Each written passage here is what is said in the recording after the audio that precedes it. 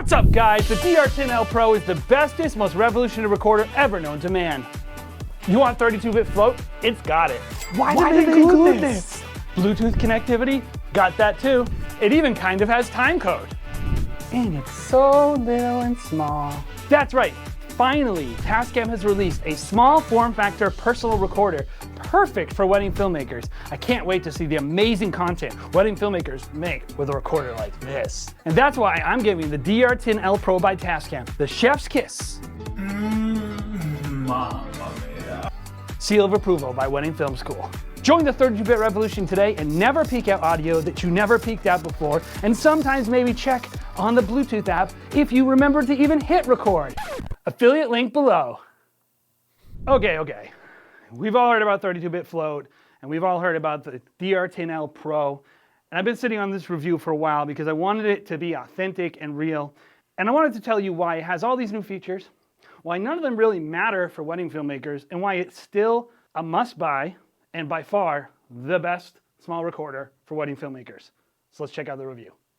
The DR-10L, the original, is my favorite small mic level recorder for wedding films. I like it better than typical Sync E, the Zoom F2, or any other small mic level recorder. In fact, to me, the DR-10L has proven to be the most reliable and easiest to use recorder on the market. We've had over 700 weddings with these little guys, and they just go and go and go. They are great and they're reliable. I know some of you guys maybe have had some issues, but we haven't experienced those issues. They are just workhorses. So I'd pick the DR-10L Pro over any other recorder, but I'd pick the DR-10L over any other recorder but the Pro. The fact is, the DR-10L Pro, like I said, is an improvement in every way over the original DR-10L. It's the new king in my book with a ton of new features. So before we discuss kind of the real world wedding filmmaking merits of those features, let's explore the features. So let's dive into these features. Let's start off with the big feature. 32-bit floating point bit depth recording capabilities. If it just sounds like I just spit out a bunch of science garble, that's because I basically did. If you don't know what 32-bit float is, there are a ton of technical explanations on YouTube for you to explore, but basically, it's a wider dynamic range than 24 bits. And it lets you move or float the 0 dB point, giving you way more dynamic file with essentially infinite dynamic range. In theory, 32-bit float means you will never ever have to worry about clipping files again. Isn't that amazing? Well, kind of. I'm not really sure how many of us were clipping our lav mics that much. So anyway, that's another story. I'm happy to say, by the way, it seems to work as advertised, and at the 4 weddings I used, my audio levels were flawless. I had no issues. So great, it works.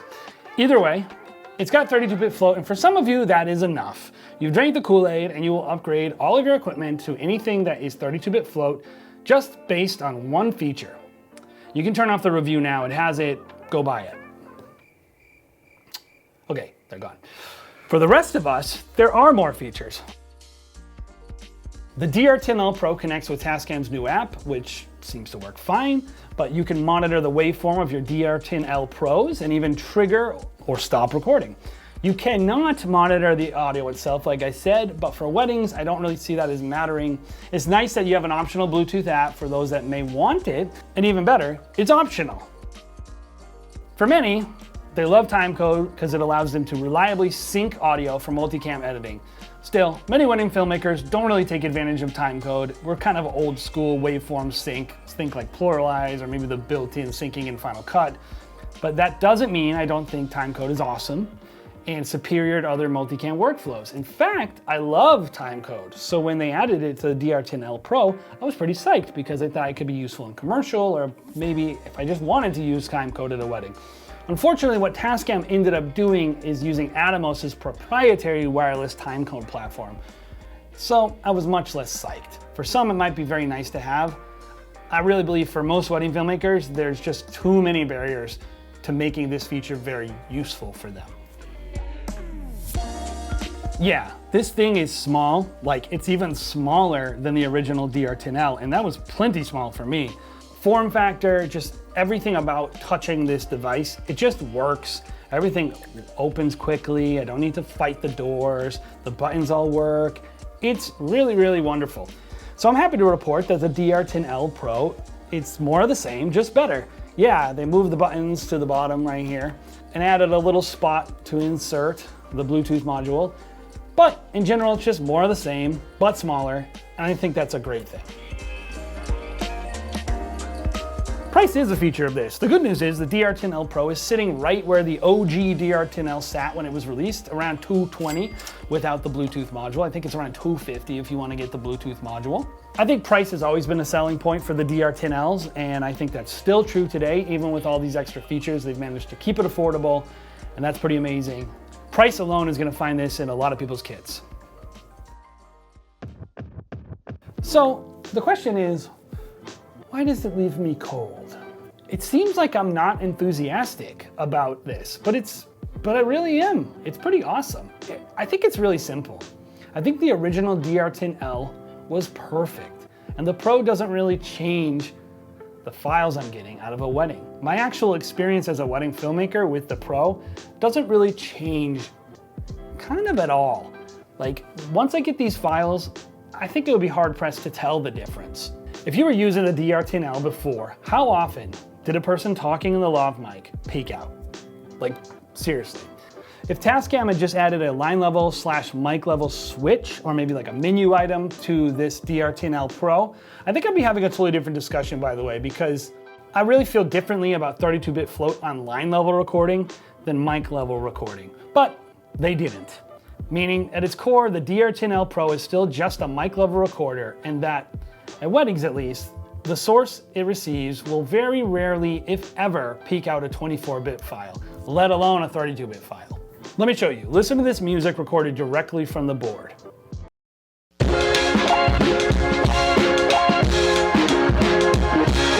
Peaking out even when I adjust the levels because it was peaking out before it even wrote the file digitally. Here's the same song with minus 30 dB attenuator ahead of it feeding into the DR-10L Pro.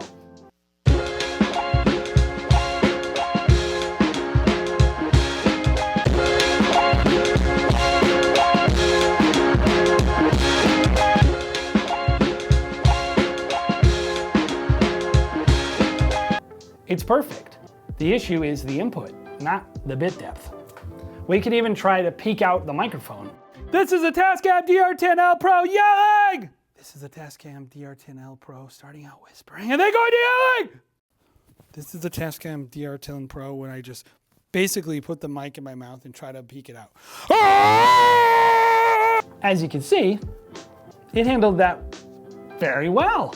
Still, who's gonna be yelling in a mic like that at a wedding? And when you have the safety channel, like the DR-10L, the 24-bit is perfectly adequate. 32-bit float is a nice to have feature, and it's probably the standard now in all field recorders because why not? But 32-bit float is not a silver bullet for clipping. And you still need to record quality audio, and if you already are doing this, well, expect little to no benefit from the added dynamic range on 32-bit float. I guess what I'm saying about all this stuff is there really isn't much about the new DR-10L Pro that solves a problem that the DR-10L didn't already solve, and that's okay. When you already make the best product, it's pretty much hard to top that. You're already the market leader. Still, the DR-10L Pro is my pick for best in class, and it's something that I'm gonna be buying more of. And honestly, I think you should too. Most wedding filmmakers can take advantage of this. It's a really cool device. Should you get the Bluetooth? Sure, why not? It's an added feature for less than 50 bucks, go for it. Do I think the new features are so great that they would make you throw out your DR-10L and go grab one of these DR-10L Pros right away? Or even maybe, is it worth saving money and just grabbing a bunch of DR-10Ls on sale? That's hard to say. I guess in summary, it's just hard to improve on perfection. And I really love the DR-10L, and I really love the DR-10L Pro, even if it can't actually float. Hopefully you enjoyed that review. We got more over here on the channel and tons of content for wedding filmmakers, BTSs, and also check out our podcast, which we release weekly over on the Wedding Film School Show, our sister channel. Have an amazing day, guys. Thank you.